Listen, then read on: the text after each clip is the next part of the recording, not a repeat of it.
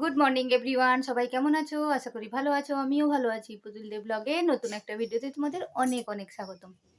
তো আজকে হচ্ছে মাদার্স ডে। আজকে স্পেশাল দিন মায়েদের জন্য। মারা তো সবসময়ই স্পেশাল, তাও সবাই আজকে, যেহেতু আজকের দিনটা স্পেশালি মানে একটা ডে আছে মায়েদের, তো সেই হিসাবে আজকে পৃথিবীর সব মাকে আমার অনেক ভালোবাসা, প্রণাম। সবাই সব মা, পৃথিবীর প্রত্যেক মা যেন যেখানেই থাকুক না কেন সুস্থ সবল ভালো থাকে। এই পৃথিবীতে মায়ের উপরে কেউ হতে পারে না। হ্যাঁ, বাবাও ভালো, বাবাও ভালোবাসে অবশ্যই, মা বাবা সমান। কিন্তু তাও মনে হয় একটা বিন্দু হলেও মা একটু বেশি। আমার কাছে আমার বাবা বেশি। তো যাই হোক, সঙ্গে থাকো। সারাদিন কি করি না করি পুরোটাই তোমাদের সঙ্গে শেয়ার করব। আর আমার ছেলে সামার ভ্যাকেশনের ছুটি পড়ে গেছে। এখন মামার বাড়ি যাব, মামার বাড়ি যাব বলে চিৎকার করছে। তো ভোট না পেরোলে, কালকে যেহেতু বীরভূমের ভোট, কালকে দেখা যাক, কালকে পেরিয়ে যাক, তারপরে কি হয় না হয় পুরোটা তো তোমাদের সাথে শেয়ার করব। তো এখন আমরা ব্রেকফাস্ট করবো। আজকে ব্রেকফাস্টে কিন্তু মুড়ি খাবো, আমরা অনেক দিন খাইনি। তো সেই হিসাবে মুড়ি আর কি খাচ্ছি তোমরা দেখতে থাকো, সঙ্গে থাকো। একটা লুচি ছিল, ছেলে লুচি আর ঘুগনি খাচ্ছে, আর ঘুগনি মুড়ি খাচ্ছি। আমি একটু কাঁচা পেঁয়াজ নিয়েছি আর ছেলেকে শনপাপড়ি দিয়েছিলাম, ও আমাকে তুলে দিল। এই যে ঘুগনি মুড়ি খাবো আজকে।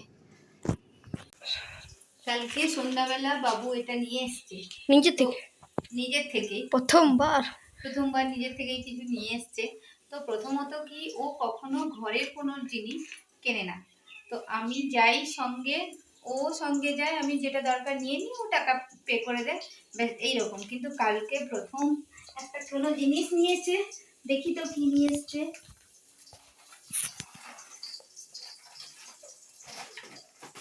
কোনো প্যান্টেন হবে, ফার্স্ট প্যান্ট নাকি? হ্যাঁ, ওয়াও, মাটির মাটির। হ্যাঁ, হ্যাঁ, এটা আবার কি? বাহ, দারুণ তো। এটা হবে কি? রুটি শেখা, এটা মাটিতে? মাটি। বেশ ভালো হয়েছে তো, জিনিসটা বেশ ভালো। বেশ ট্রাই করবো, যখন ট্রাই করবো তোমাদেরকে দেখাবো। এটা একটা ফটো নিয়ে না। তারপরে দুপুরবেলা খাওয়া দাওয়ার পরে আমি জানলা দরজা লাগিয়ে অন্ধকার করে ছেলেকে ঘুম পাড়িয়ে দিই। দুপুরবেলা একটু না ঘুমালে সন্ধ্যাবেলা পড়তে পারবে না। তো আমি বাথরুম গেছিলাম বলে দরজাটা খুলেছি, আর পুচকুসোনা আমাদের নিচ থেকে চলে এসছে, এসে ওর দাদাকে জ্বালাচ্ছে। তারপরে বিকেলবেলা আমাদের বাড়ির সামনে যে শিব মন্দির আর মনসা মন্দির আছে, ওই মনসা পুজো দিনের বেলা হয় আর রাত্রিবেলা কালী পুজো হয়। তো সেই কালী পুজো বিকেলবেলা বিসর্জনই হবে বলে এখানকার, মানে আমি আজ 17 বছর ধরে দেখে আসছি।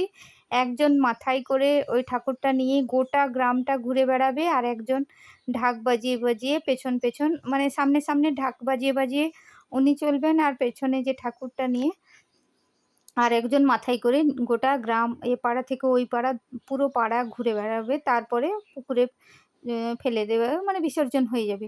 এই যে দেখো, দেখো সবাই, যে সামনে ঢাকি যাচ্ছে আর পেছনে ওই ঠাকুরটা নিয়ে সব, ওই পেছনে যে যায় সে নিয়ে চললো।